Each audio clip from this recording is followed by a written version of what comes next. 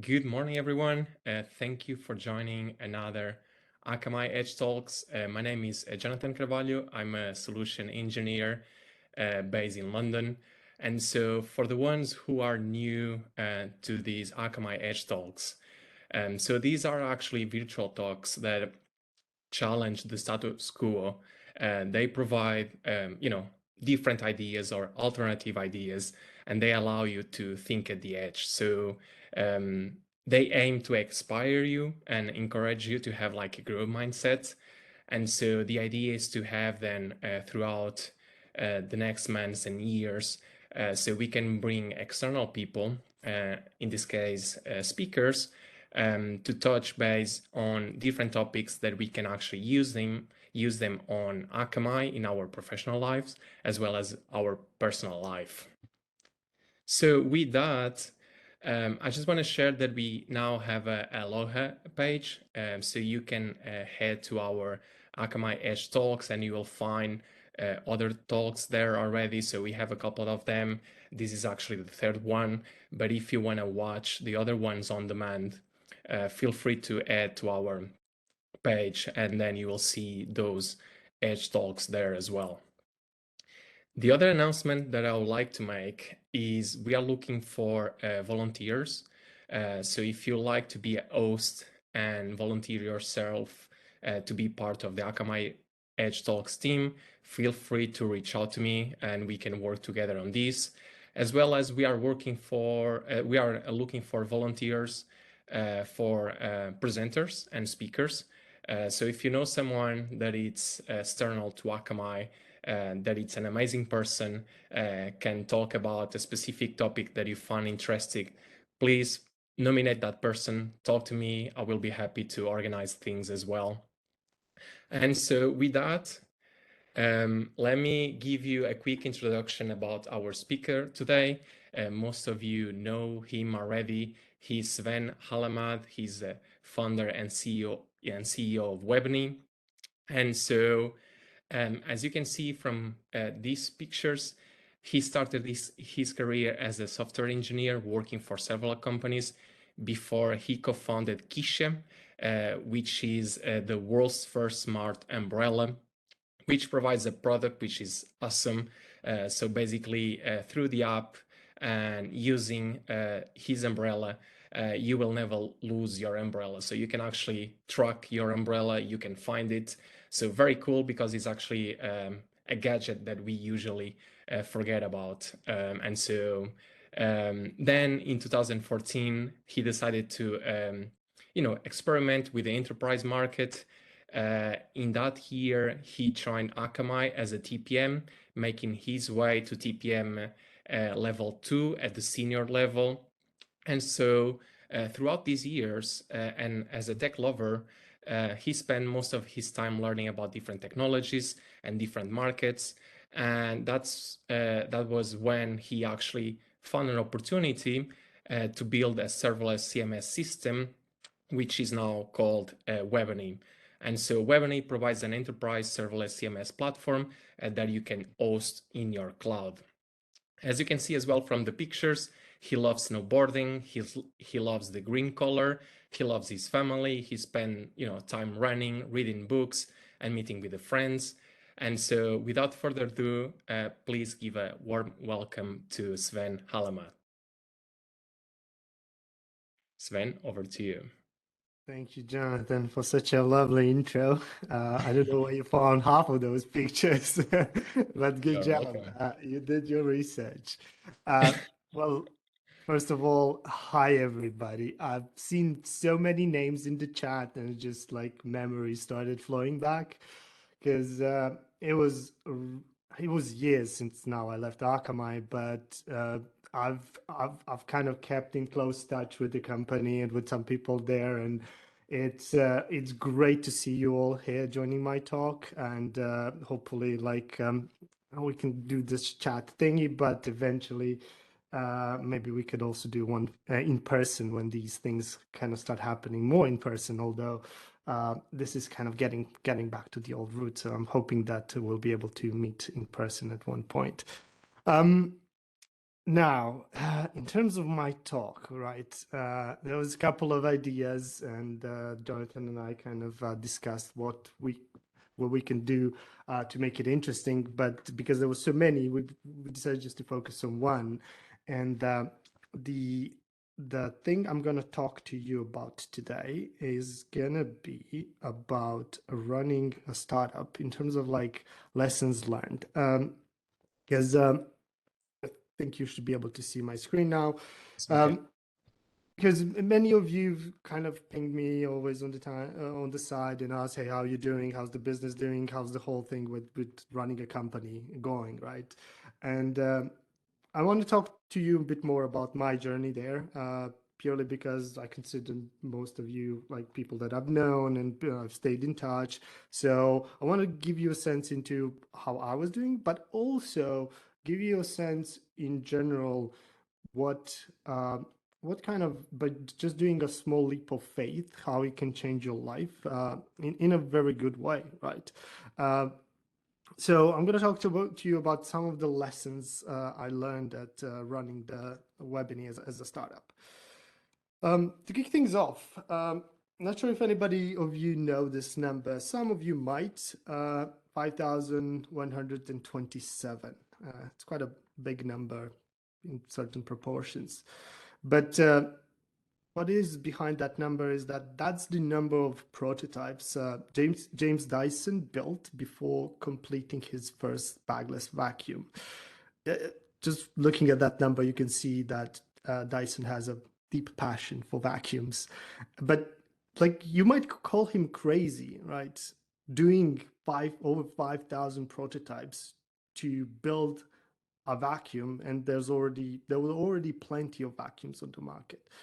Um, there's a really interesting podcast that he did with Tim Ferriss talking about his journey and building those prototypes and the effort that it took to build that. Um, but the theme of today's talk and something that like I think is a common theme in our day-to-day life. Maybe if we kind of look at some things from that perspective, we would see that we as people tend to be quite persistent. And persistence is one of the, let's say, key aspects of what it takes to run a startup.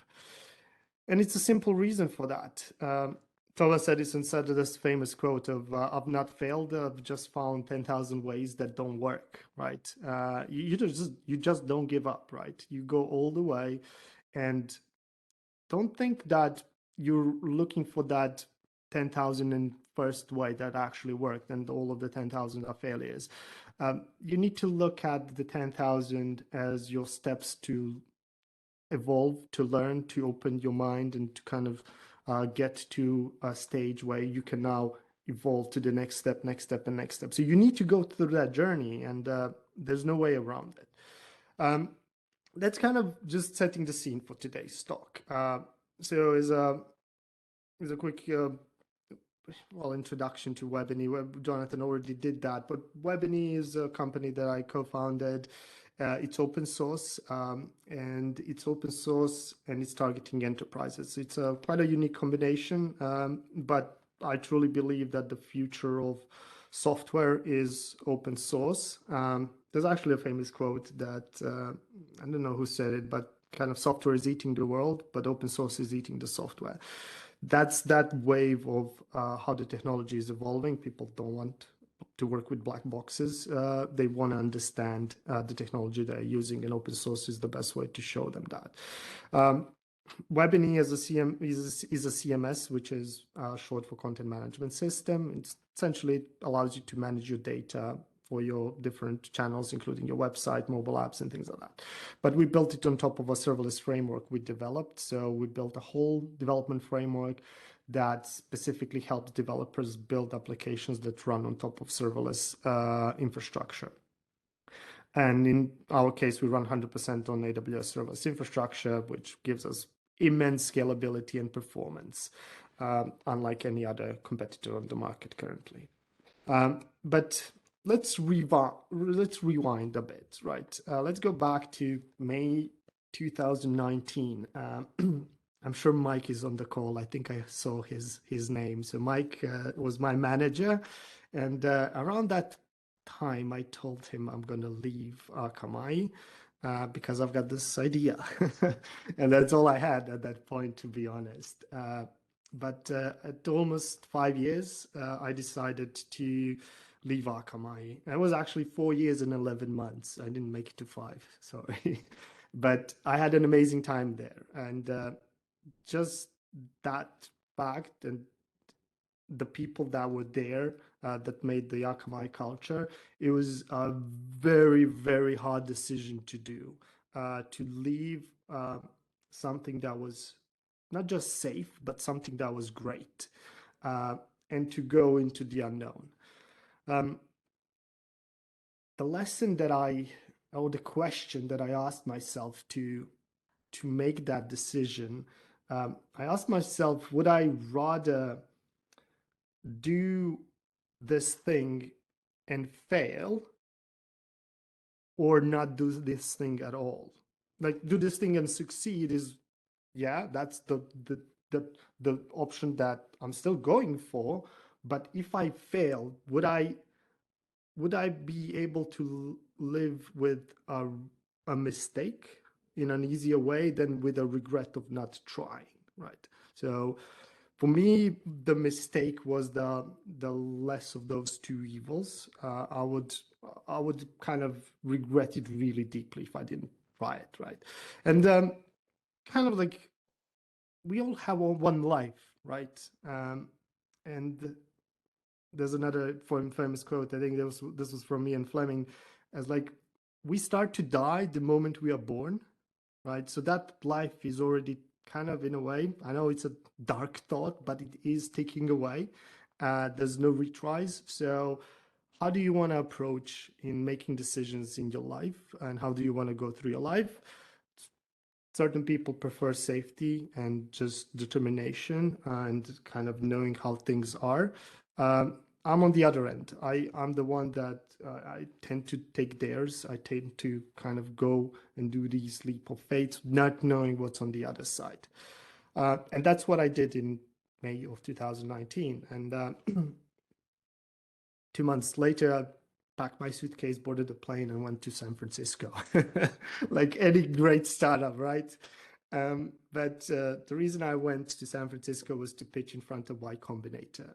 Y Combinator is the world's top business accelerator. That's where companies like Stripe, like Dropbox, like Airbnb, they were founded inside Y Combinator, right? And we wanted to be one of those. Now the challenge there is that, just to put things in perspective, the average acceptance rate of Harvard college is like, I think, 5%. Y Combinator is 1%. So it's like 4 to 5 times harder to get into Y Combinator than into Harvard. And yeah, it was quite tough. We were not accepted. So we boarded another plane and flew back home.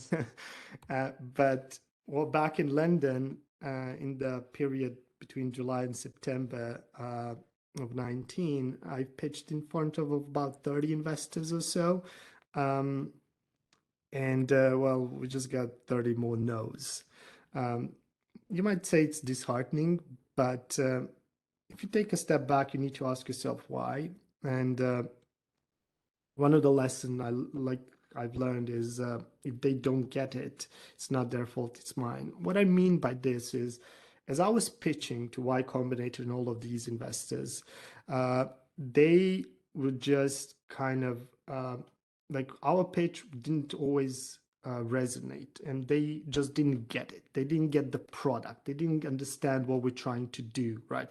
And usually when you put in an immense effort into putting together a pitch and going in front of those investors, you get frustrated when you walk out and you say they didn't get it. They're the wrong investor.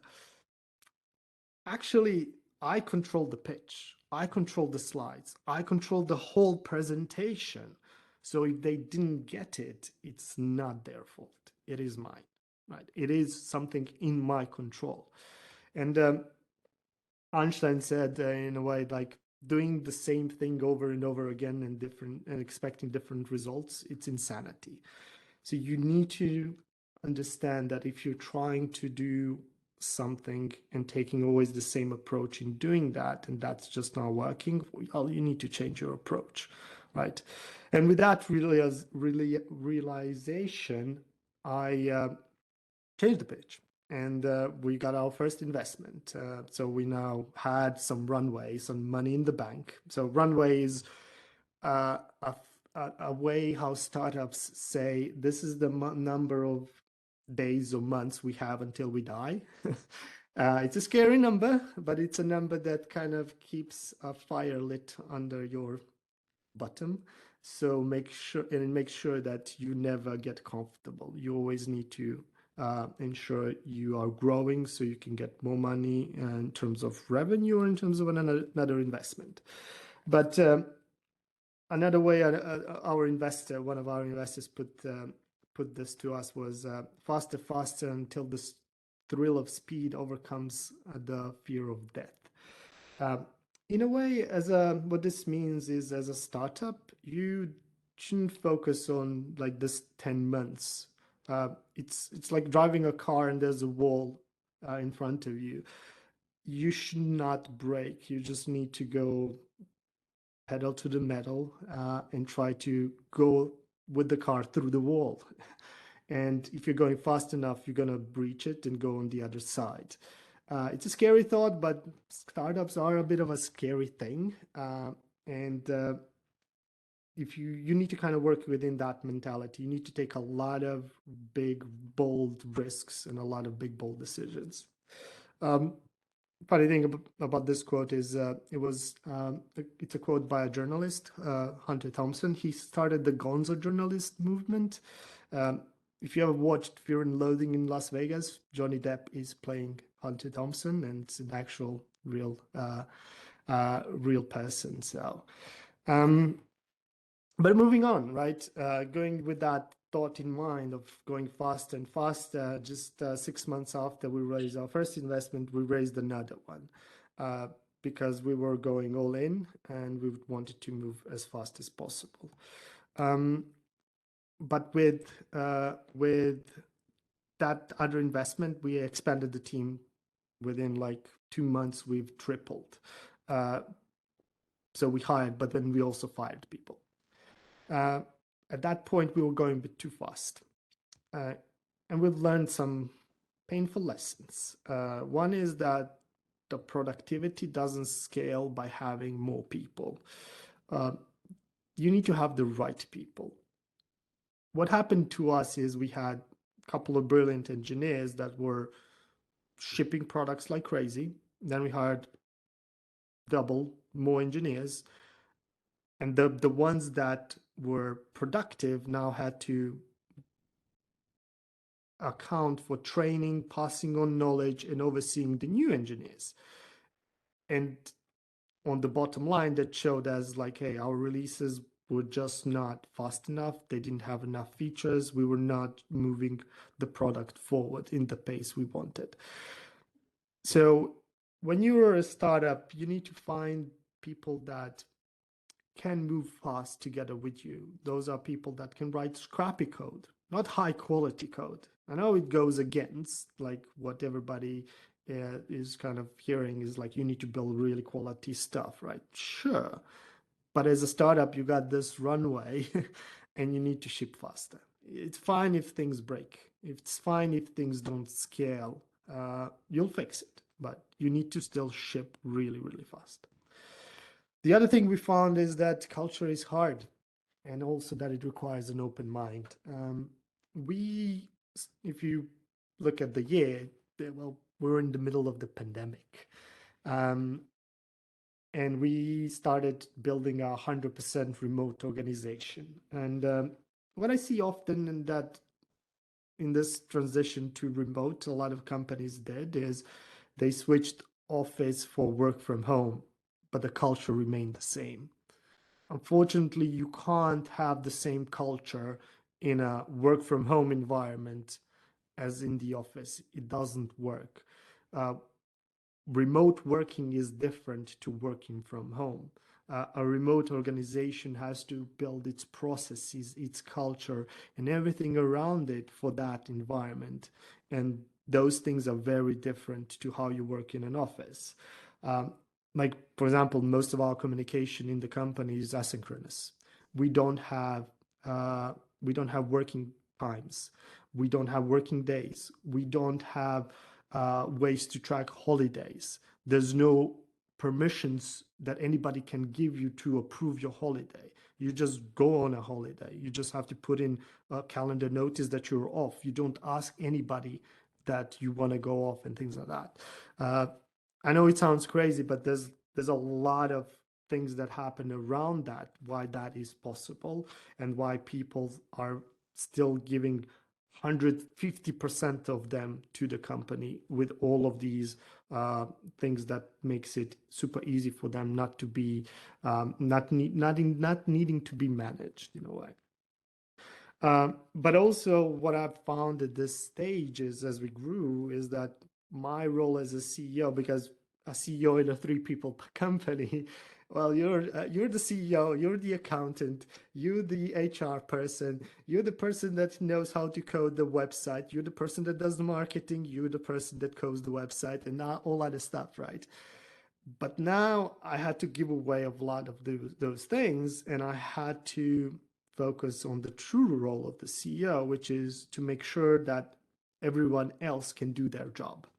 Uh, I'm the person that needs to hire the brilliant people and ensure that they are empowered to put that brilliance to work, right? And that is what I see my role as.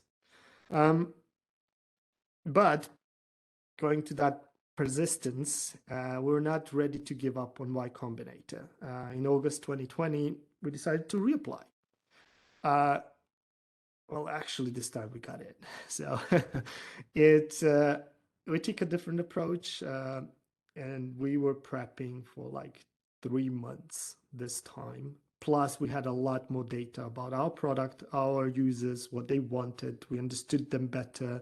We talked to about, I think, 8 or 9 other Y Combinator startups that got in terms of their strategy. So we really prepared ourselves and ensured we got it right this time. We've learned from our mistakes, right? Now, the funny thing with Y Combinator is this thing called Demo Day. Uh, for us, it happened in March of 2021. This is where you have 60 seconds on a camera live to tell to investors what your company is about, right? You have 60 seconds. That's all you get, right? And you spend 3 months in Y Combinator preparing for those 60 seconds because they can change your life, right?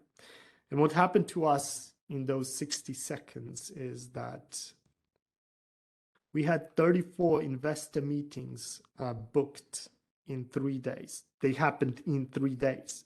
So we were doing meetings every single day, like dozens of them. And in 3 days, we raised $1.8 million. We were on meetings with investors from 9 a.m. till 1 a.m. Right. So it was, and you were pitching. So like you could not drop your focus even for 1% in that period. So it was just exhausting. Right.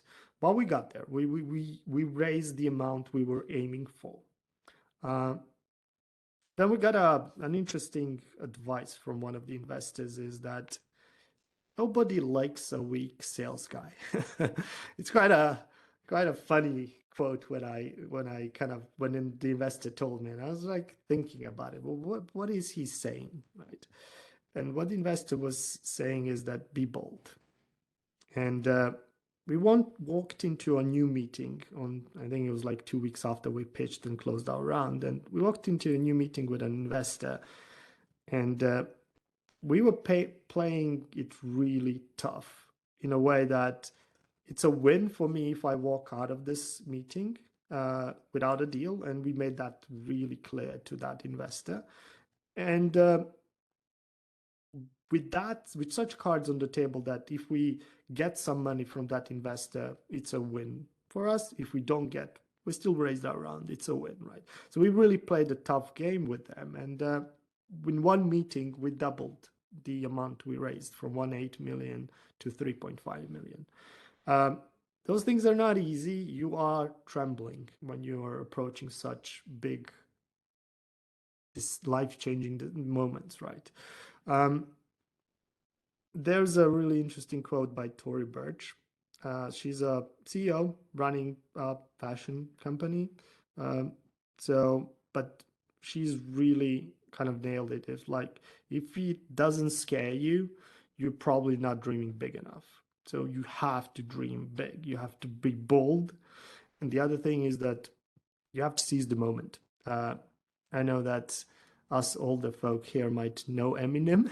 I call myself older now, but he has a really good song where he says that you have only one opportunity to seize the moment, and if you don't, it's just gonna slip on you, right? So you do need to recognize these moments, prepare for them, and just go all in, right?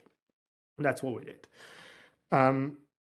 Now, then we hired about a bunch more people. So we now we went from like 3 to 6 to 9 to 10. And we had to change our ways again. What we've learned is that people are not motivated by tasks. They need to believe in a vision.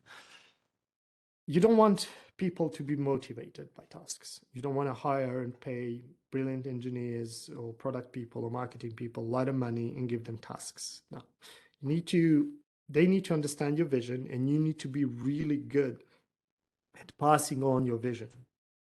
And if they identify with your vision, they will figure out their tasks on their own. And it's important to get that connection between their incentive in working for you, that it's not just the salary, that it has to be tied to the vision. In our case, there was a moment a couple of months back where I had to make a really tough decision of introducing a company-wide salary freeze. We saw our investment market changing about 6-7 months ago, before it changed now, literally like 2 months ago, 3 months ago, the market changed. But we had a lot of market insights early on where we saw there's a big recession in the VC market coming. There's going to be less money on the table. We don't want to raise in such an investment, in such a market condition. We want to postpone our next investment round for 6 months or for a year. But to do that, we need to stretch our runway. And to do that, I had to go and approach the team and say, hey, there's a recession. Here's the data about the recession. We're pretty like 90% convinced that it's going to happen. We're going to need to stretch our runway, and thus I'm going to need to impose a salary freeze across the whole company. And the feedback was like nobody even blinked an eye. Everybody the troops rounded together, and they were all in sync. It's like, yes, we believe in the vision. If this is 6 months or 1 year, that's just blink of the eye for a company of what we want to achieve, right? And that felt really like, I felt, yes, they understand the vision. They trust the company. And literally they all said, like, fully agree on the salary freeze. Nobody kind of complained or anything. Quite the opposite. They've encouraged it. The other lesson is the way we work has changed, right? Coming back to that remote working and culture, we had to work from the ground up again in terms of building up that culture and the processes once more and strengthening them, because we as, let's say, founders set the company culture for the next 5 employees, the next 5 for the next 10, the next 10 for the next 100, the next 100 employees for the next 1,000. And that all is built on the foundation of the previous step. So we felt that the previous step wasn't strong enough. So we once again had to rebuild that culture from ground up. And then we found, hey, we don't know how to solve this thing. We're not the smartest person. Let's hire the smartest person we know. we started imposing and kind of working on that type of a mantra whenever we're now hiring a person. And it ended up being like a really great decision. Like, I'm interviewing a person about a role. Is this person smarter than me? Cool, it is. Then you move to the next step. In the next step, a specialized person, let's say an engineer, is interviewing another engineer. Like, literally my feedback after they have the conversation is, hey, was that person smarter than you? Do you think like they are able to do really, really good job, at least at your level, if not better level, if they're interviewing for the same position? Like, we tried to make sure that the experience and the knowledge of the team is not being diluted. If something else, it's gonna get more, it's gonna get better, right? That's another advice, like from a famous entrepreneur, in this case Steve Jobs.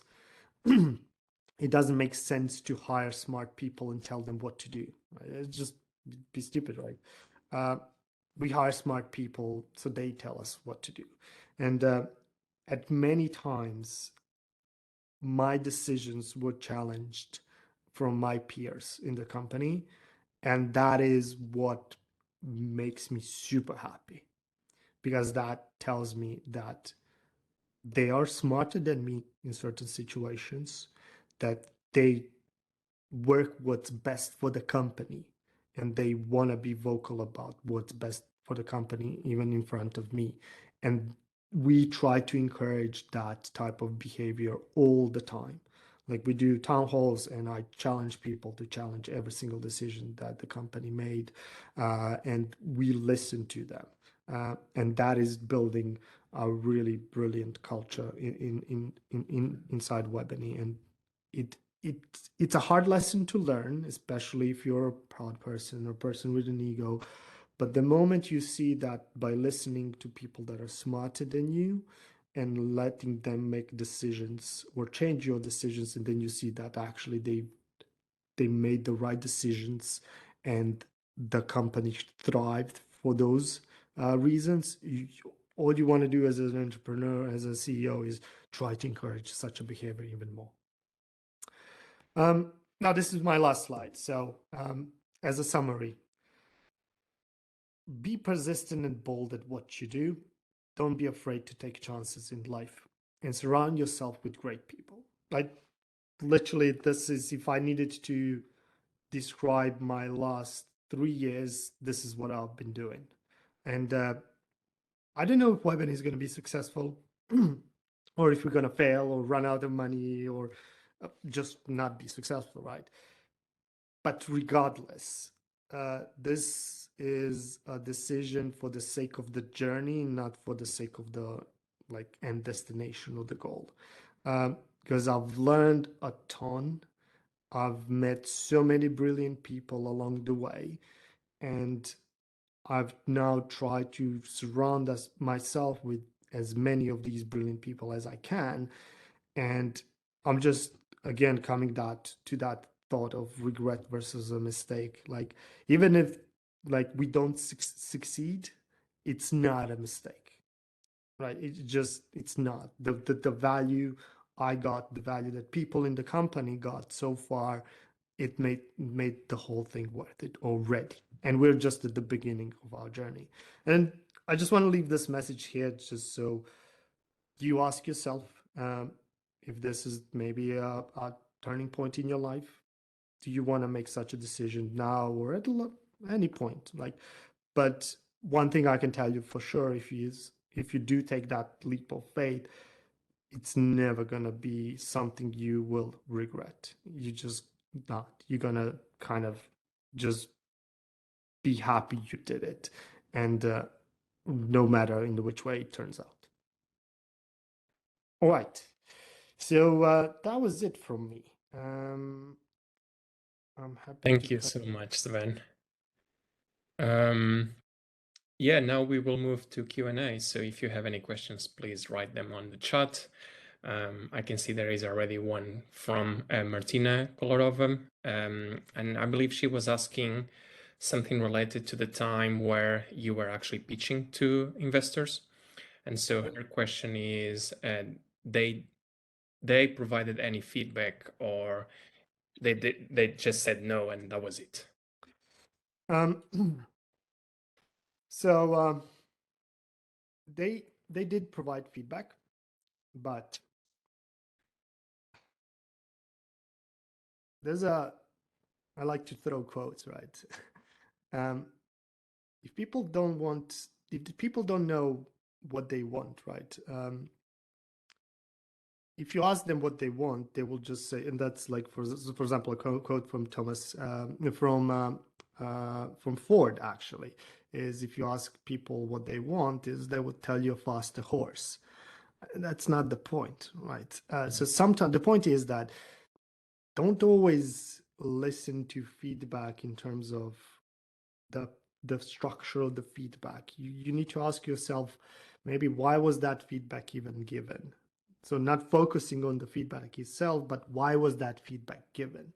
Because I did make a mistake early on that I was listening to feedback from each of the pitches because I did many.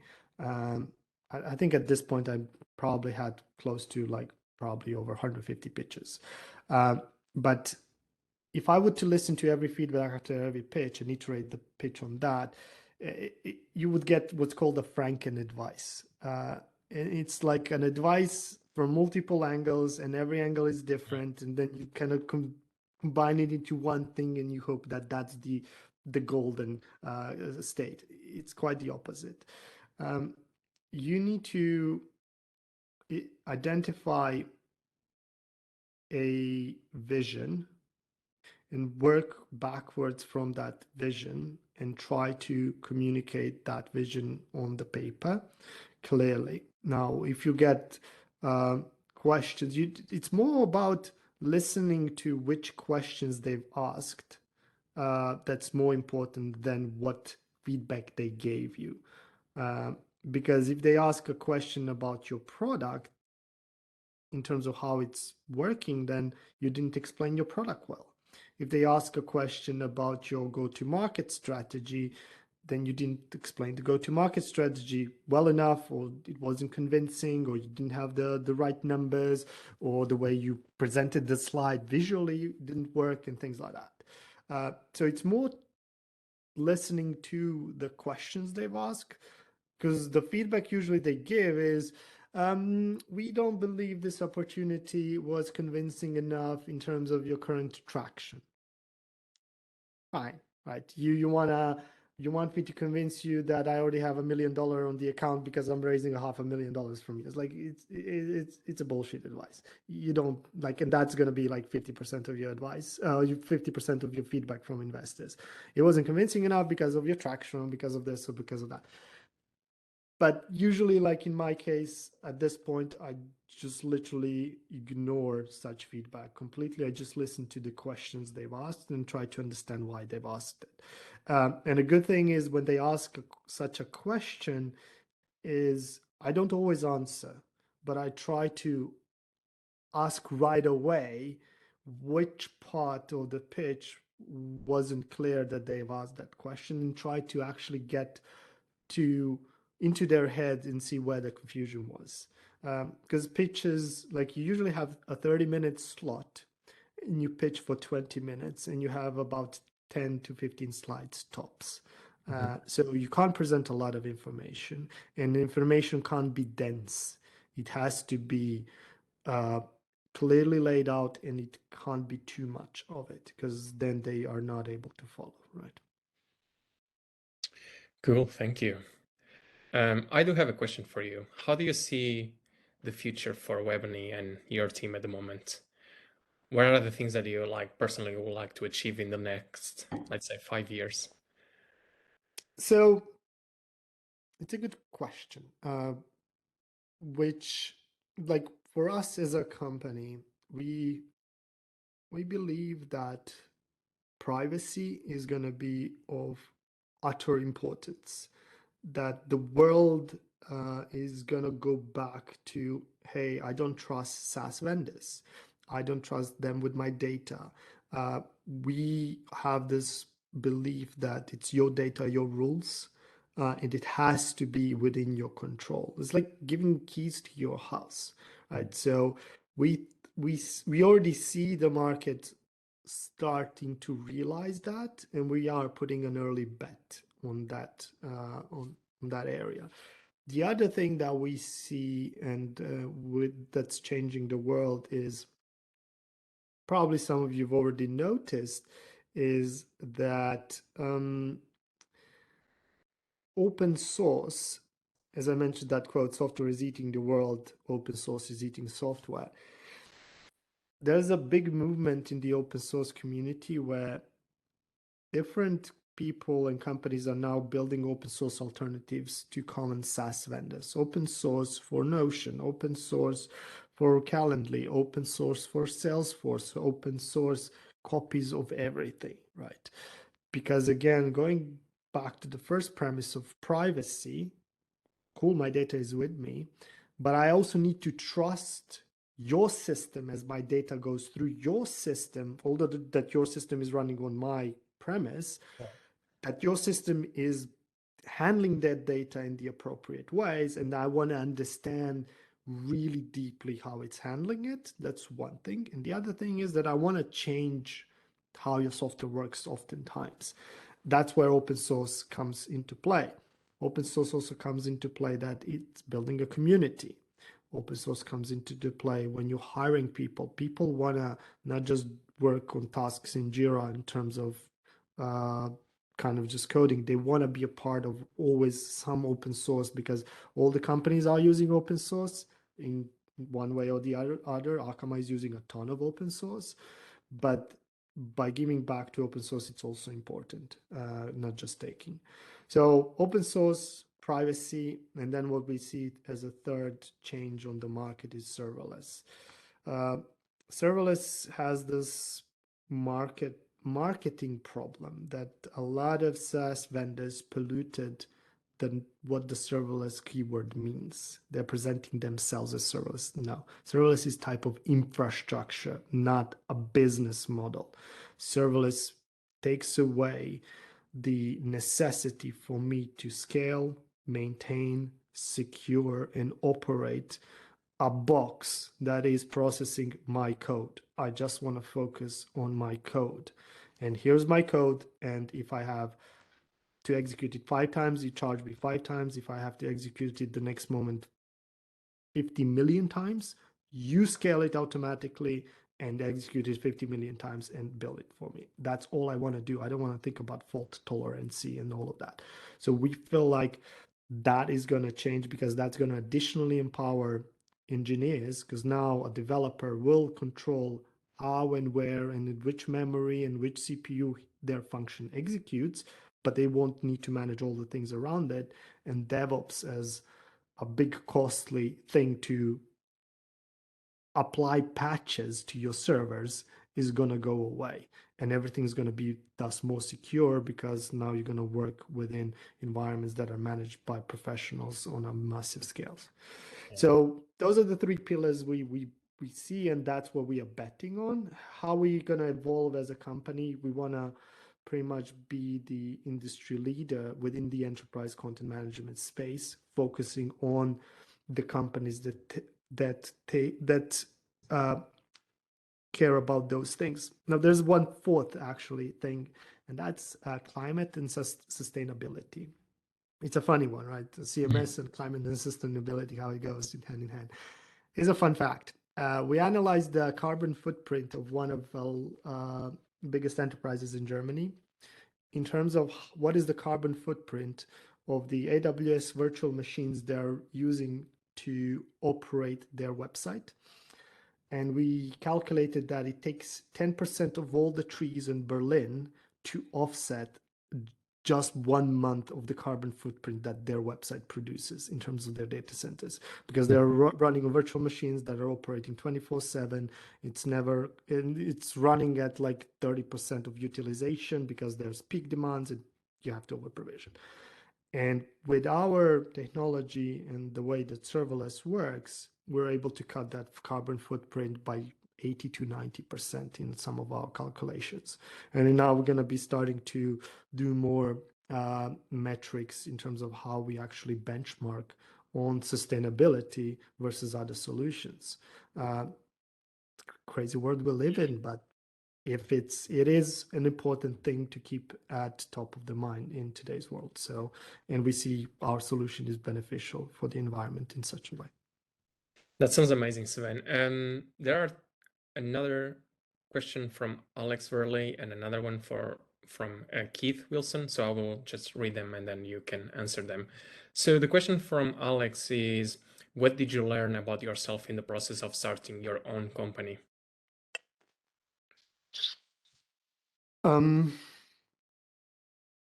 That's a good lot, I question, I would have to say. admit. It's a good question. As a throughout this journey, right, there was quite a lot of self-inspection of my thoughts, and I had to challenge myself. I had to open my mind to ways that I did not think I would need to. Funny things. For example, an example, right? We used to play video games every Wednesday for 1 hour to just kind of break the week into two. And we used to play shooters, right? Counter-Strike and stuff like that. And we were on video and audio on the side, right? And I always saw one of the team members just like, you can see they were not enjoying it, right? They were just not. And it's just like, but why? This is a video game. This is fun. But they come from a culture where any sorts of violence is not good, even violence in video games, right?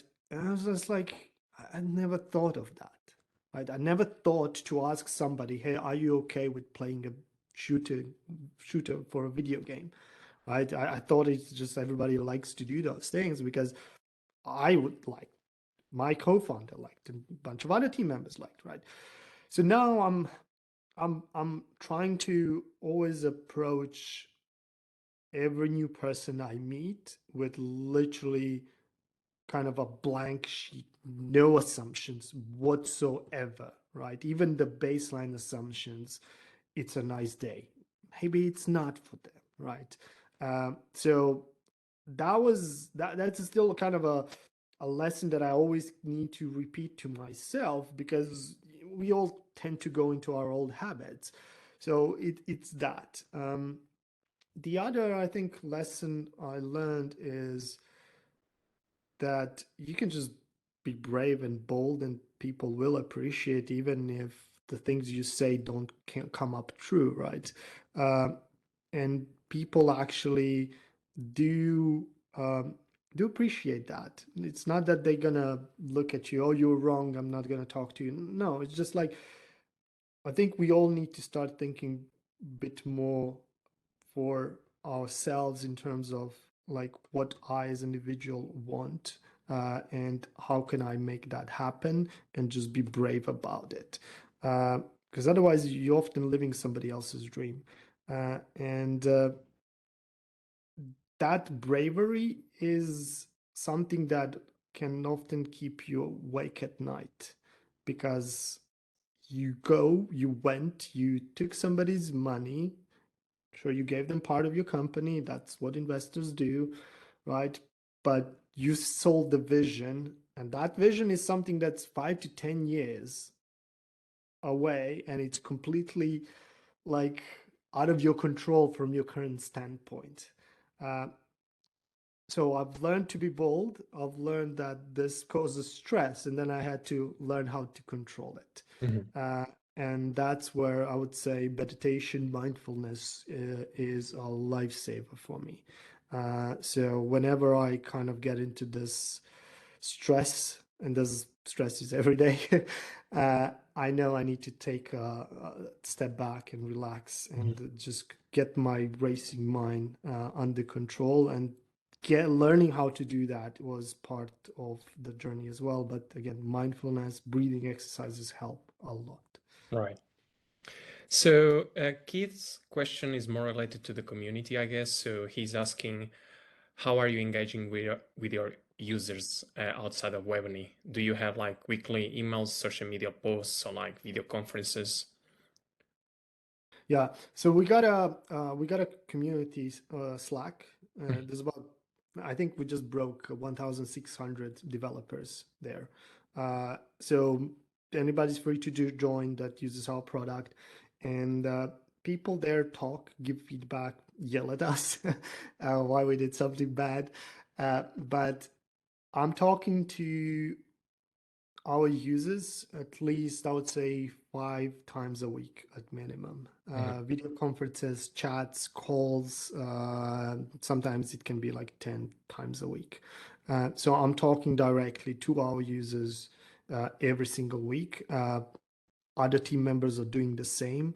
And on top of that, we've hired 2 full-time developer relations engineers just to manage the community and all of the queries they have, because we want the open source side of our product to provide those people with a good experience.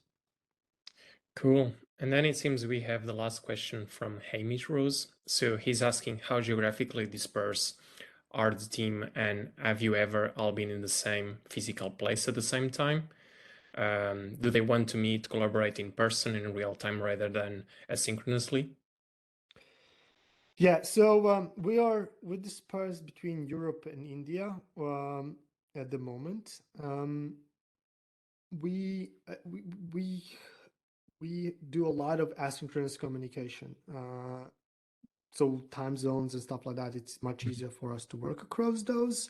Um, we've we've not all of us have been at the same place at the same time, but what we do is, for example, there's now a big conference in Croatia. We're sending several people to meet up there that haven't met in person.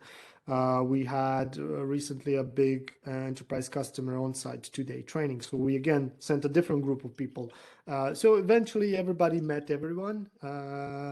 And they kind of spent some time.